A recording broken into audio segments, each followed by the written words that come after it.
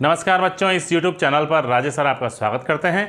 आज अपन 12th agriculture chemistry का जो सेकंड चैप्टर है मृदा जीवांश पदार्थ, उसका अपन टॉपिक लेकर आए हैं मृदा जीवांश पदार्थों का विच्छेदन। बच्चों तो आज अपन इसकी बात करेंगे, मृदा जीवांश पदार्थों का विच्छेदन किस प्रकार से होता है।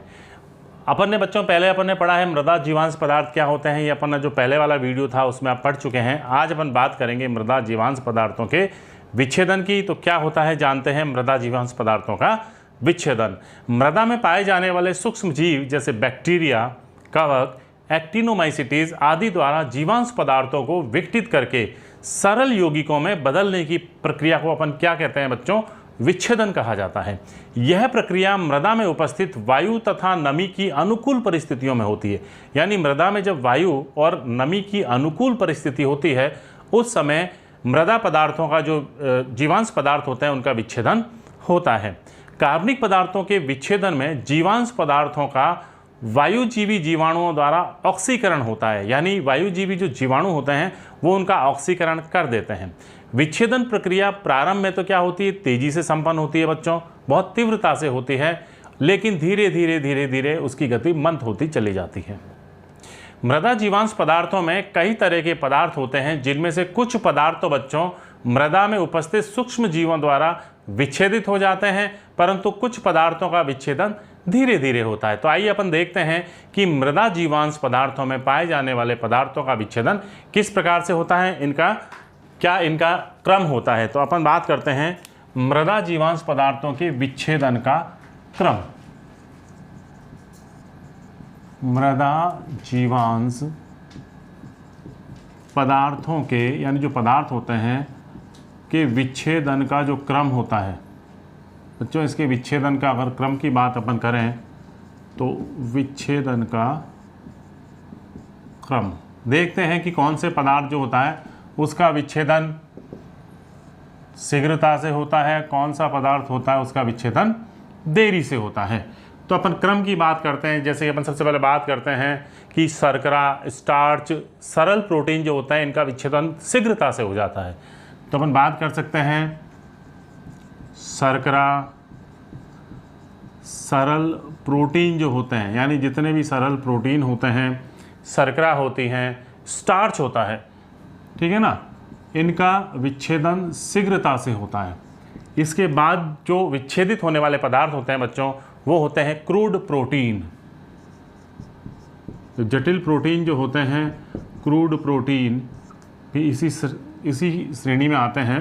क्रूड प्रोटीन का विच्छेदन इसके बाद होता है। उसके बाद बच्चों हेमीसेलुलोज, यानी जो पदार्थ होता है हेमीसेलुलोज, इसका विच्छेदन होता है। हेमीसेलुलोज के बाद सेलुलोज का विच्छेदन होता है। सेलुलोज जो पदार्थ होता है वो विच्छेदित होता है और सबसे बाद में लिग्निन का विच्छेदन होता है बच्चों। इस प्रकार से देखो किस पदार्थ का विच्छेदन किस क्रम में होता है। लिग्निन जो होता है सबसे मंद गति से विच्छेदित होता है। तो ये है सबसे मंद गति से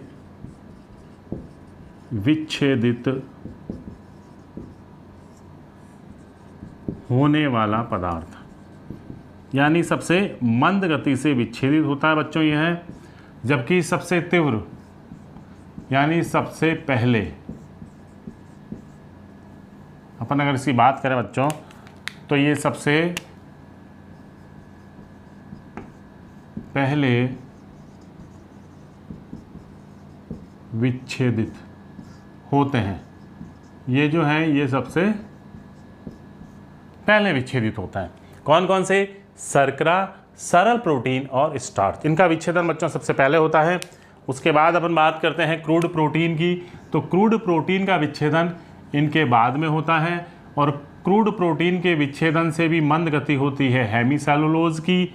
हेमीसेलुलोज के बाद सेलुलोज का विच्छेदन होता है और फिर सबसे अंत में होता है लिग्निन का विच्छेदन। इसका सबसे अंत में विच्छेदन होता है जब मृदा जीवांश पदार्थों का विच्छेदन हो रहा होता है बच्चों।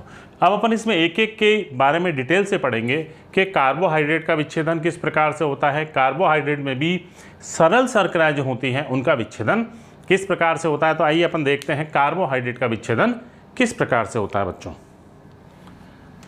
सबसे पहले अपन पढ़ेंगे इसमें कार्बोहाइड्रेट का विच्छेदन, और कार्बोहाइड्रेट के विच्छेदन में भी अपन बात करेंगे सरल शर्कराओं के विच्छेदन की।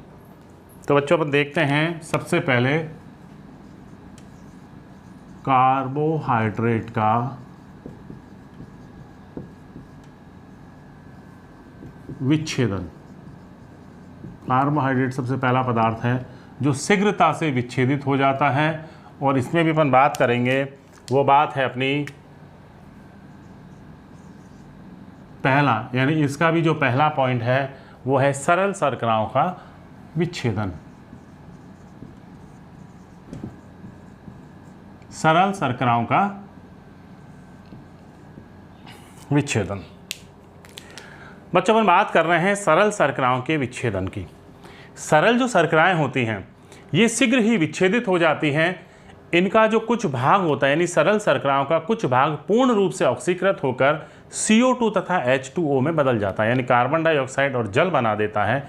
लेकिन कुछ भाग जो होता है आंशिक रूप से विघटित होकर, यानी कुछ भाग का आंशिक रूप से विघटन होता है बच्चों, और आंशिक रूप से विघटित होकर के विभिन्न प्रकार के कार्बनिक अम्ल बना देता है, जैसे साइट्रिक अम्ल है, ऑक्जेलिक एसिड है, फ्यूमेरिक अम्ल है तथा एल्कोहल भी बना देता है। तो इनकी रासायनिक समीकरण अपन देखते हैं कि सरल शर्कराओं का विच्छेदन एक तो पूर्ण रूप से विच्छेदित होते हैं, और एक ये आंशिक रूप से विच्छेदित होकर के कौन कौन से पदार्थों में, सरल पदार्थों में बदल जाते हैं। तो अपन देखते हैं कौन कौन से ये पदार्थ बनाते हैं, इसकी रासायनिक समीकरण बच्चों। पहले अपन देखते हैं ग्लूकोज, यानी C6H12 और O6। ठीक है, इसका एक तो होता है, अपन बात कर रहे हैं पूर्ण विघटन। पूर्ण विघटन होने पर बच्चों ये CO2 और H2O में टूट जाता है, यानी इसमें कार्बन डाइऑक्साइड बन जाती है और जल बन जाता है। ठीक है ना, ये क्या है, ये एक ग्लूकोज का अणु है बच्चों। ग्लूकोज के अणु से देखो 6 अणु CO2 और 6 अणु H2O के बन जाते हैं। आप यहाँ देख सकते हैं समीकरण बिल्कुल अपनी संतुलित, अगर नहीं है तो अपन कर देंगे। ऑक्सीजन क्योंकि 6 6 12 यहाँ पर बहुत ज़्यादा हो गई। चलिए ठीक है बच्चों, ये है 6 अणु जल के और 6 अणु, क्योंकि इसमें प्लस अपन 6O2 लिख देते हैं। ऑक्सीजन की उपस्थिति में इसका पूर्ण क्या हो रहा है, विघटन हो रहा है। ठीक, CO2 और H2O बन जाते हैं। सेकेंड अपन बात क्या कर रहे हैं, आंशिक रूप से विघटन जब इसका होता है, यानी जब इसका आंशिक विघटन, आंशिक में मान लीजिए आंशिक रूप से जब इसका विघटन होगा और इसमें ऑक्सीजन की कुछ मात्रा यानी 1.5 अणु ही अगर ऑक्सीजन के काम आते हैं इसमें बच्चों, तो क्या बनेगा, इसमें बनेगा साइट्रिक एसिड। क्या सूत्र होता है साइट्रिक एसिड का, C6H8 बच्चों। ठीक है, आप इसको ध्यान रखें, और O7, ये है साइट्रिक अम्ल बना देता है, साइट्रिक एसिड। ठीक, प्लस इसमें क्या है, जल के कुछ अणु निकल जाते हैं। अगर अपन इसको संतुलित करें तो 2 अणु जो होते हैं इसमें जल के बन जाते हैं। अब इसका आंशिक विघटन और होता है, आंशिक विघटन में ही अगर ऑक्सीजन की थोड़ी सी मात्रा और ज़्यादा है, आंशिक विघटन में अगर हम यहाँ पर बच्चों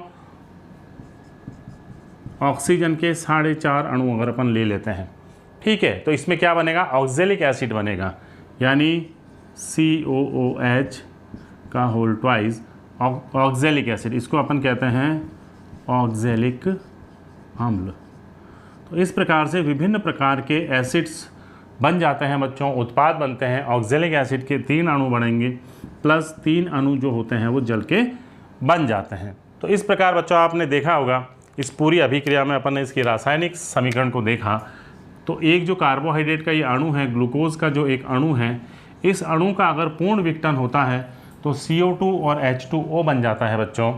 इसका जब आंशिक विघटन होता है तो साइट्रिक एसिड बनता है, साथ में जल के अणु भी निकल जाते हैं। और जब इसका आंशिक विघटन होता है, ऑक्सीजन की मात्रा थोड़ी सी ज़्यादा होती है बच्चों, तो इसमें ऑक्जेलिक एसिड बनता है और जल के कुछ अणु निकल जाते हैं। तो आपने देखा होगा यहाँ पर कि कार्बोहाइड्रेट का विच्छेदन किस तरह से होता है और कौन कौन से एसिड इसमें बनते हैं। तो ये तो बात हुई थी अपनी ऑक्सीजन की उपस्थिति में, यानी उसका ऑक्सीकरण। वायवीय जो जीवाणु होते हैं इस प्रकार से विभिन्न प्रकार के पदार्थों में बदल देते हैं सरल शर्कराओं को। अब अपन बात करते हैं कि जब अवायवीय जो बैक्टीरिया होते हैं बच्चों, यानी अवायवीय बैक्टीरिया जिनको विघटन करने के लिए ऑक्सीजन की आवश्यकता नहीं होती है, तथा ईस्ट जो होते हैं अवायवीय बैक्टीरिया और ईस्ट जो होते हैं वो शर्कराओं को lactic acid, formic acid, acetic acid, propionic acid, butyric acid तथा इसके अलावा मेथेन और जो H2 होता है, हाइड्रोजन जो होता है, उसमें विच्छेदित कर देता है। इनकी अगर अपन रासायनिक समीकरण देखते हैं बच्चों, तो अपन देखते हैं कि क्या इनकी रासायनिक समीकरण होती है। जैसे ग्लूकोज ही है, इसको अगर अवायवीय बैक्टीरिया या ईस्ट अगर विच्छेदित करते हैं तो कौन कौन से पदार्थ बनेंगे। अपन बात करते हैं इसके ही सेकंड पॉइंट की। फर्स्ट में वायवीय थे, सेकंड में अवायवीय बैक्टीरिया द्वारा विच्छेदन। तो एक तो विच्छेदन क्या होगा, जब अपन इसको तोड़ेंगे बच्चों ग्लूकोज को, तो लैक्टिक एसिड बन जाएगा। लैक्टिक एसिड जो होता है C3H6 बच्चों, और इसमें ऑक्सीजन के भी 3 अणु होते हैं, तो ये होता है लैक्टिक एसिड,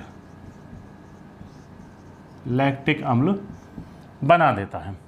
किससे? ऑक्सीजन यानी ग्लूकोज जो होता है उससे। इसके 2 अणु बन जाते हैं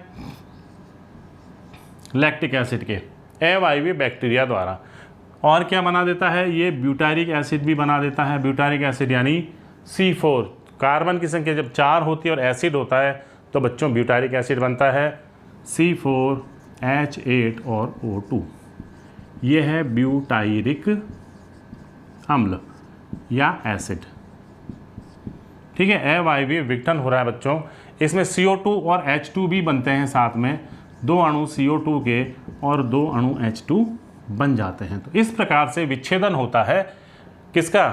ग्लूकोज का या सरल शर्कराओं का, कार्बोहाइड्रेट्स का अवायवीय के रूप में अवायवीय जीवाणु द्वारा, अवायवीय जीवाणु अथवा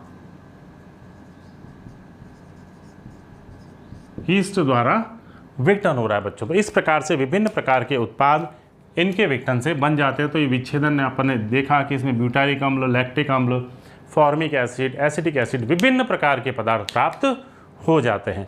अब अपन बात करेंगे शर्कराओं के बाद स्टार्च की, कि स्टार्च का विच्छेदन किस प्रकार से होता है। देखते हैं स्टार्च का भी विच्छेदन, क्योंकि स्टार्च भी क्या है? एक प्रकार का कार्बोहाइड्रेट होता है। स्टार्च के विच्छेदन से भी कई प्रकार के पदार्थ बनते हैं। आइए देखते हैं स्टार्च का विच्छेदन।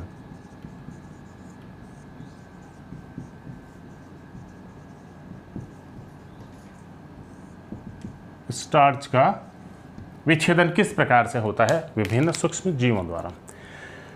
बच्चों आपको पता होगा कि कुछ अवायवीय जो बैक्टीरिया होते हैं वो स्टार्च को विभिन्न प्रकार के कार्बनिक अम्ल, एल्कोहल, एसीटोन, H2 तथा CO2 में बच्चों बदल देते हैं।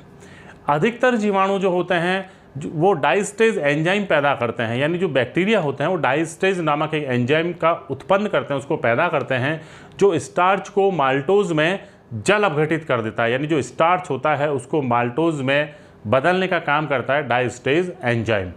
माल्टोज जो होता है, अभी माल्टेज एंजाइम जो होता है वो फिर क्या करता है, जो माल्टोज बना होता है उस माल्टोज को बच्चों क्या करता है, ग्लूकोज में जल अपघटित कर देता है, और जो आगे विभिन्न प्रकार के जीवाणुओं द्वारा अपघटित होकर CO2 और जल में बदल जाता है। तो इस प्रकार ये प्रक्रिया चलती रहती है बच्चों। तो स्टार्च जो है वो कुल मिलाकर लास्ट में CO2 और जल में विघटित हो जाता है। तो सबसे पहले क्या कहा था अपन ने कि जो स्टार्च होता है उसको, स्टार्च को किस में बदलते हैं? माल्टोज में। कौन बदलता है? Diastase enzyme.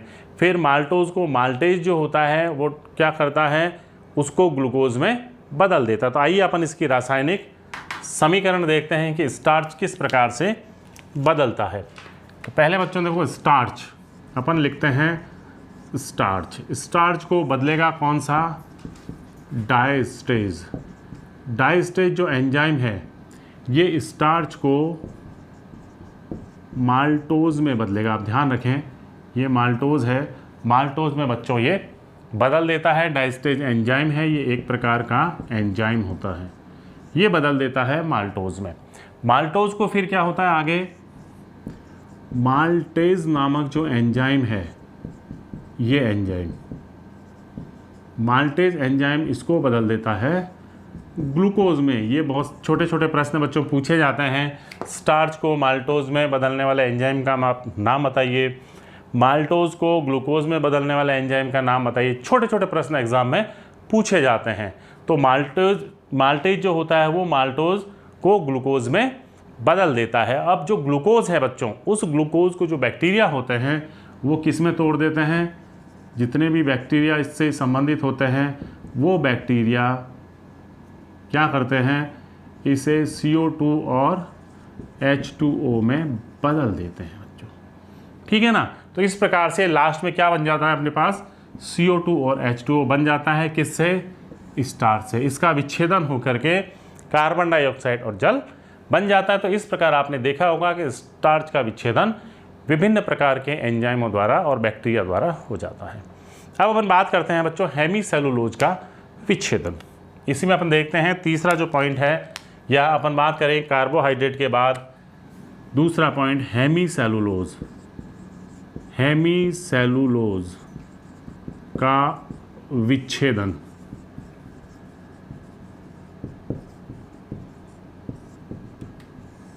देखिए अपन बात करते हैं बच्चों हेमीसेलुलोज के विच्छेदन का।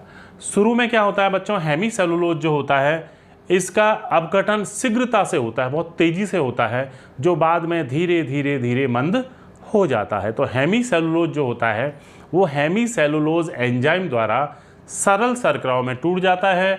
और आपको पता होगा सरल शर्कराएं जो है वो विभिन्न बैक्टीरिया द्वारा अंत में टूट करके CO2 और जल में टूट जाते हैं। तो अपन इसको देखते हैं इसकी रासायनिक अभिक्रिया को, कि हेमीसेलुलोज जो होता है, यानी हेमीसेलुलोज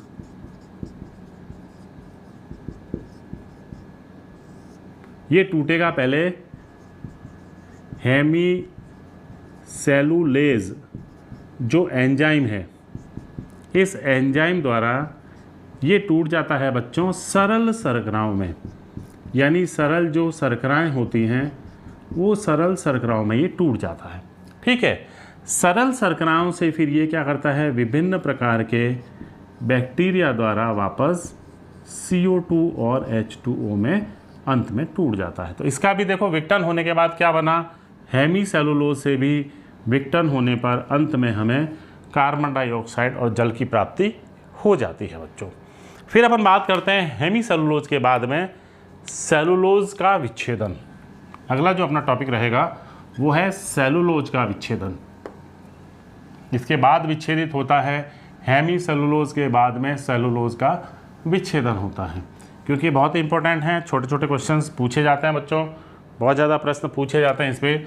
तो तीसरा अपना है सेलुलोज, क्योंकि अलग प्रकार का पदार्थ है।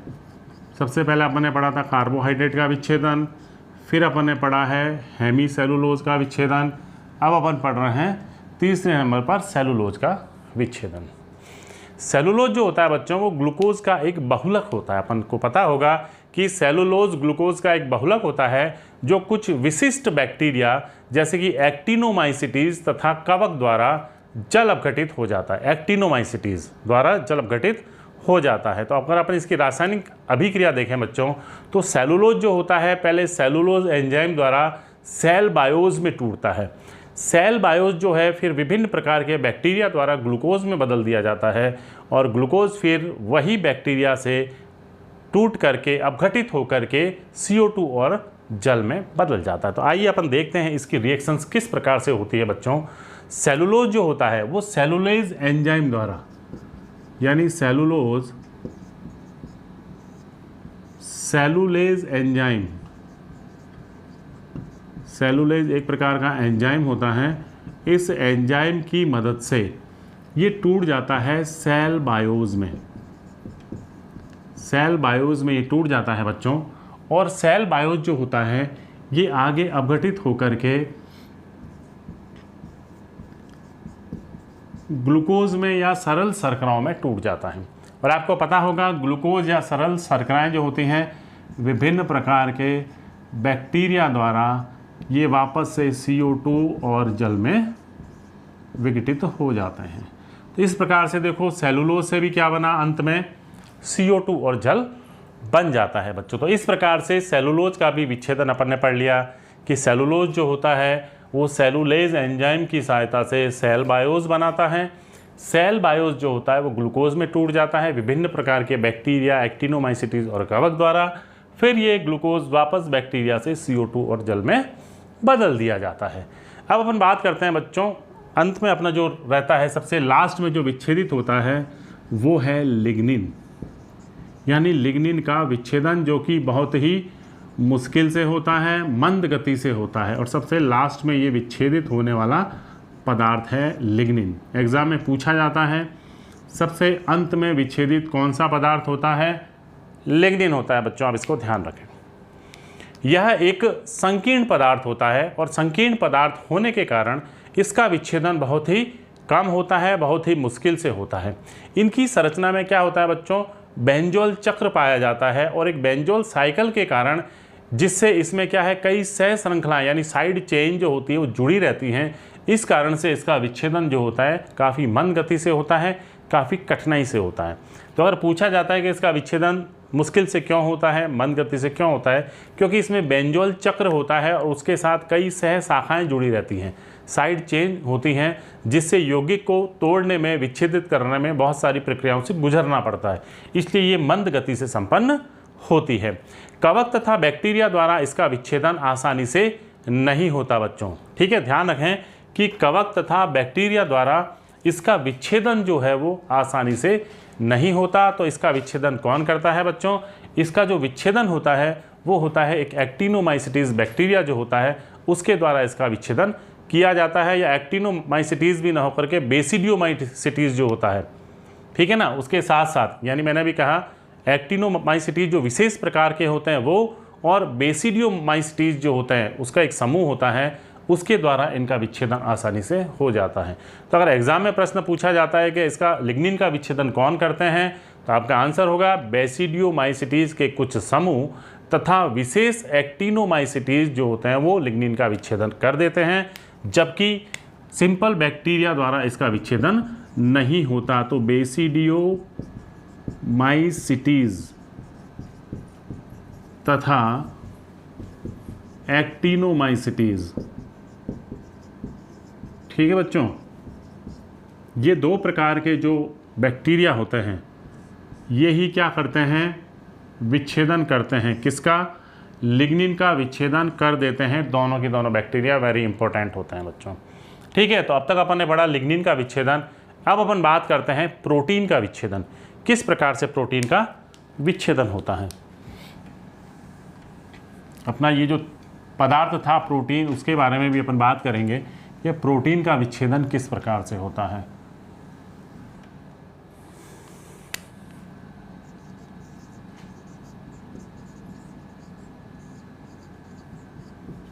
प्रोटीन का विच्छेदन, चलिए बच्चों देखते हैं प्रोटीन का विच्छेदन किस प्रकार होता है।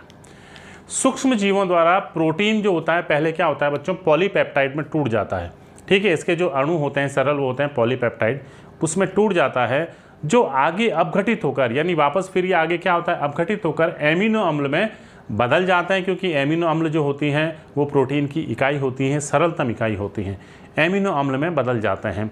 एमिनो अम्ल जो होते हैं वो आगे फिर बैक्टीरिया, फंजाई आदि की क्रिया द्वारा CO2, अमोनिया यानी NH3 जो होती है, और कार्बनिक अम्ल तथा अल्कोहल आदि बना देते हैं। तो इस प्रकार से प्रोटीन का विच्छेदन संपन्न हो जाता है बच्चों। तो अपन बात करते हैं, देखते हैं इसकी रासायनिक समीकरण की, किस प्रकार से विच्छेदित होता है प्रोटीन। तो प्रोटीन पहले सूक्ष्म जीवों द्वारा पॉलीपेप्टाइड्स में बदलता है। देखते हैं कि प्रोटीन को अपन जब तोड़ते हैं तो प्रोटीन सूक्ष्म जीवों द्वारा, यानी सूक्ष्म जीव जो होते हैं, सूक्ष्म जीवों द्वारा किस में टूटता है? पॉलीपेप्टाइड्स में। पॉलीपेप्टाइड्स जो बने होते हैं एमिनो एसिड्स से। तो ये क्या है? पॉली, ठीक है बच्चों, पॉलीपेप्टाइड्स में टूट जाते हैं। ये पॉलीपेप्टाइड्स हैं, ये बना देते हैं। पॉलीपेप्टाइड जो होते हैं ये आगे जाकर के विघटित हो जाते हैं एमिनो अम्ल में, यानी एमिनो एसिड जो होते हैं उसमें टूट जाते हैं बच्चों, और विभिन्न बैक्टीरिया और कवक के माध्यम से ये एमिनो एसिड्स जो होते हैं, ये CO2, अमोनिया, कार्बनिक अम्ल जो होते हैं, विभिन्न प्रकार के कार्बनिक अम्ल में ये टूट जाते हैं। ठीक है बच्चों, कार्बनिक अम्ल और एल्कोहल, यानी प्लस अपन एल्कोहल भी इसमें है, तो एल्कोहल आदि पदार्थों में ये विघटित हो जाता है। किसके द्वारा? बैक्टीरिया, यानी विभिन्न प्रकार के जो बैक्टीरिया होते हैं उन बैक्टीरिया द्वारा और कवक के माध्यम से, फंजाई द्वारा, बैक्टीरिया एंड फंजाई की सहायता से ये इन पदार्थों में टूट जाते हैं। तो यहाँ भी आपने देखा होगा कि जो प्रोटीन है, ये प्रोटीन जो होता है अंत में इन प्रकार के पदार्थों में विच्छेदित हो जाता है बच्चों। अब अपना जो टॉपिक रहेगा बच्चों वो है मृदा जीवांश पदार्थों के विच्छेदन को प्रभावित करने वाले कारक। कि कौन कौन से ऐसे कारक हैं जो मृदा जीवांश पदार्थों के विच्छेदन को प्रभावित करते हैं। प्रभावित करने वाले कारक, प्रभावित करने वाले कारक, इसकी अपन बात करेंगे बच्चों। विच्छेदन को प्रभावित करने वाले कारकों की बात करेंगे, यानी कौन कौन से ऐसे कारक हैं जो मृदा जीवांश पदार्थों के विच्छेदन को प्रभावित करते हैं। तो सबसे पहले देखिए अपन इसको एक अच्छे से डायग्राम के माध्यम से समझते हैं कि कौन कौन से ऐसे कारक हैं बच्चों जो प्रभावित करते हैं विभिन्न प्रकार के मृदा जीवांश पदार्थों को। पहला जो कारक है बच्चों वो कारक है पादप पदार्थों की प्रकृति, यानी फर्स्ट जो कारक है वो है पादप पदार्थों की प्रकृति, यानी पादप पदार्थों की प्रकृति पर निर्भर करता है मृदा जीवांश पदार्थ का विच्छेदन। दूसरा जो कारक है वो है बच्चों मृदा नमी, यानी मृदा में उपस्थित नमी भी क्या करती है? मृदा जीवांश पदार्थ को विच्छेदन को प्रभावित करती है। तीसरा जो कारक है बच्चों वो है वायु संचार, यानी उसमें वायु का संचार कैसा है? जब वायु संचार अधिक होगा तो उसमें विच्छेदन भी क्या होगा? अधिक होगा, क्योंकि सूक्ष्म जीवों को श्वसन करने के लिए वायु की आवश्यकता होती है। फिर बच्चों चौथा जो पॉइंट है वो है मृदा ताप, यानी मृदा का उपयुक्त तापमान भी होना बहुत ज़रूरी है बच्चों। ठीक है ना, यानी मृदा का ताप जो है वो भी एक आवश्यक कारक है। इसके बाद अपन बात करते हैं कार्बन नाइट्रोजन अनुपात की। जो पांचवा जो अनुपात है वो है कार्बन नाइट्रोजन अनुपात, यानी कार्बन नाइट्रोजन अनुपात भी अपने आप में एक महत्वपूर्ण रोल अदा करता है बच्चों। इसके बाद जो छठा जो पॉइंट है वो है पीएच मान, यानी मृदा का पीएच कैसा है? वो पीएच मान भी बच्चों क्या करता है? डिपेंड करता है, उस पीएच मान भी निर्भर करता है कि मृदा का विच्छेदन पदार्थ जो है जीवांश पदार्थों का विच्छेदन किस प्रकार से होगा। और सातवां जो अपना टॉपिक है बच्चों वो है पोषक तत्व, यानी पोषक तत्व उसमें किस प्रकार के हैं, उन पोषक तत्व की उपलब्धता भी बच्चों क्या करती है? निर्भर करती है, मृदा जीवांश पदार्थों के विच्छेदन को पूर्ण रूप से प्रभावित करती है। तो आपने देखा होगा इन कारकों को देखिए। पहला जो कारक था मृदा पदार्थों की प्रकृति, दूसरे अपन ने बात की बच्चों मृदा की नमी, तीसरे अपन ने बात की वायु संचार, चौथा जो पॉइंट था बच्चों देखें यहाँ मृदा ताप, पांचवा अगर अपन बात करें तो वो क्या है? कार्बन नाइट्रोजन अनुपात। इसी प्रकार से देखिए आप पीएच मान, और अपना जो अंतिम जो इसमें भाग था वो है कौन सा? पोषक तत्व। तो इस प्रकार से आप देख सकते हैं बच्चों कि ये अपने टॉपिक हैं, इसको प्रभावित करने वाले, इसको अपन ने इस तरह से अगर आप पढ़ोगे तो आपको अच्छी तरह से बच्चों समझ में भी आ जाएगा और आप इसको आसानी से पढ़ भी सकते हैं, याद भी कर सकते हैं बच्चों। ये इतने सारे इसके प्रभाव हैं, प्रभावित करने वाले कारक हैं। तो इन कारकों को बच्चों अपना जो अगला वीडियो होगा उसमें अपन इनको डिटेल से पढ़ेंगे कि कौन कौन से ये कारक, ये किस प्रकार से मृदा जीवांश पदार्थों की विच्छेदन जो है उसको प्रभावित करते हैं।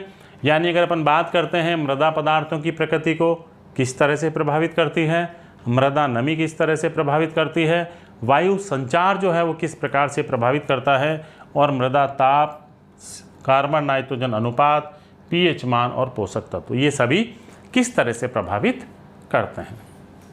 धन्यवाद। ठीक है बच्चों, तो ये इस प्रकार से मृदा जीवांश पदार्थ जो होते हैं इनके विच्छेदन को प्रभावित करने वाले कारक अपन ने यहाँ देखे। अब अपन इनको डिटेल से पढ़ते हैं। पहला है पादप पदार्थों की प्रकृति, यानी पौधों के संगत तथा अणु जो होता है, यानी संगठन और इसके अणु का प्रभाव विच्छेदन प्रक्रिया पर पड़ता है। पादप पदार्थों का संगठन कैसा है, उसमें अणु की व्यवस्था कैसी है, वो उसके विच्छेदन को प्रभावित करती है। पूर्ण परिपक्व पौधों की तुलना में, यानी ऐसे पौधे जो पूर्ण रूप से परिपक्व होते हैं उनकी तुलना में कम उम्र वाले तथा सरस पौधे जो होते हैं उनका विच्छेदन शीघ्रता से होता है। आपने देखा होगा कि सरस पौधे जो होते हैं वो शीघ्रता से विच्छेदित हो जाते हैं, जबकि अधिक उम्र वाले पौधे जो होते हैं, परिपक्व पौधे, उनका विच्छेदन देरी से होता है। क्यों होता है? क्योंकि कम उम्र वाले तथा सरस पौधों में जल विलय नाइट्रोजन युक्त पदार्थों की मात्रा अधिक होने के कारण उनका विच्छेदन शीघ्रता से हो जाता है। बच्चों, तो एक प्रश्न पूछा जाता है कि सरस पौधों की तुलना में परिपक्व पौधों का विच्छेदन देरी से क्यों होता है? तो इसका सीधा सा आपका आंसर है कि जो सरस पौधे होते हैं, कम उम्र वाले जो पौधे होते हैं, उनमें जल विलय नाइट्रोजन युक्त पदार्थों की मात्रा अधिक होती है जो आसानी से विच्छेदित हो जाते हैं। तो बच्चों, इस प्रकार से पदार्थों की प्रकृति भी क्या करती है? मृदा जीवांश पदार्थों के विच्छेदन को प्रभावित करती है। ठीक है, इसके अलावा परिपक्व पौधे जो होते हैं उन पौधों में हेमीसेलुलोज, सेलुलोज तथा लिग्निन की मात्रा बढ़ जाती है, क्योंकि जब परिपक्व हो जाते हैं तो उसमें हेमीसेलुलोज, सेलुलोज और लिग्निन जो होता है उसकी मात्रा बढ़ जाती है, जिससे उसका विच्छेदन देरी से होता है। फिर अपन बात करते हैं बच्चों मृदा नमी की, यानी मृदा में अत्यधिक नमी होने पर या एकदम शुष्क होने पर, शुष्क होने की जो अवस्था होती है उसमें जीवांश पदार्थों का विच्छेदन कम हो जाता है। यानी जब पानी की मात्रा बहुत ज़्यादा होगी या बिल्कुल कम होगी तो उस समय मृदा पदार्थों का, यानी जीवांश पदार्थ जो होते हैं उनका विच्छेदन कम हो जाता है, क्योंकि दोनों ही अवस्थाओं में जीवाणुओं की क्रियाशीलता में कमी आ जाती है। ठीक है बच्चों, क्लियर? विच्छेदन के लिए उपयुक्त नमी की मात्रा तथा मृदा जल धारण की क्षमता जो होती है वो 60 से 80% होती है। यानी अगर अपन विच्छेदन की बात करें तो विच्छेदन के लिए नमी की जो मात्रा होती है वो 60 से 80% होनी चाहिए उस मृदा में, तभी उसका विच्छेदन जो होता है वो शीघ्रता से हो सकता है और जल्दी से हो सकता है। तो इतनी नमी की प्रतिशत होना बहुत जरूरी है। इसके अलावा बच्चों, अधिक नमी वाली मृदाओं में ऑक्सीजन की कमी के कारण, जब नमी की अधिक मात्रा होगी तो उसमें ऑक्सीजन की कमी होने के कारण जीवों की क्रियाशीलता क्या होती है? कम हो जाती है, जिससे विच्छेदन की दर भी कम हो जाती है। तो इस प्रकार से नमी जो होती है वो मृदा जीवांश पदार्थों के विच्छेदन को प्रभावित करती है। फिर अपन बात करते हैं बच्चों वायु संचार की। वायु संचार जो होता है ये क्या करता है कि उचित वायु संचार वाली मृदा में ऑक्सीजन की मात्रा अधिक होने के कारण विच्छेदन की गति तेजी से होती है। एग्जाम्पल के लिए अगर अपन बात करें उदाहरण की, कि चिकनी मृदा की तुलना में दोमट मृदा में जीवांश पदार्थों का विच्छेदन तेजी से होता है। क्यों होता है? इसलिए होता है बच्चों क्योंकि दोमट मृदा जो होती है उसमें वायु की जो स्थिति होती है, वायु की मात्रा ज़्यादा होती है, जबकि चिकनी मृदा जो होती है उसमें कण बिल्कुल पास पास होते हैं, उसमें वातरंध्र कम होते हैं और वायु की मात्रा कम होती है, इसलिए उसमें विच्छेदन की मात्रा भी कम हो जाती है। तो इस प्रकार बच्चों वायु का संचार कैसा है उस मृदा में, उसके हिसाब से ही मृदा जीवांश पदार्थों का विच्छेदन होता है।